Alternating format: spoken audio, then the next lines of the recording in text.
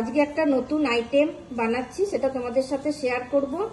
যার জন্য সবুজ মুগ ডালটা গ্রাইন্ডারে পেস্ট করে নিয়েছি, তার সাথে লঙ্কা দিয়েছি, 2 চামচ বেসন আছে, নুন আছে, হলুদ আছে, ভাজা জিরে ধনে গুঁড়ো আছে আর চাট মশলা। সব মশলা দিয়ে এটা রেডি হয়ে গেছে। আর এটা মোটাও হবে না, বেশি পাতলাও হবে না, এইরকম হবে। এবার ব্যাটারটা প্যানের মধ্যে দিয়ে দিলাম, চারদিকটা একটু ফেলিয়ে দেবো। বেশি এটা পাতলা করবো না, ছোটো ছোটো প্যানকেকের মতো বানাবো। দেখতেও ভালো লাগবে, খেতেও ভালো হবে। একটু ঘি ওপর থেকে দিয়ে দিলাম। 2 পাশটা এরকম লাল লাল করে ভেজে নিলে এটা রেডি হয়ে যাবে। একদিকটা তো হয়েই গেছে। চলো তোমাদেরকে কাছের থেকে চিলাটা একটু দেখায়। এবার খাওয়া দাওয়া শুরু করব।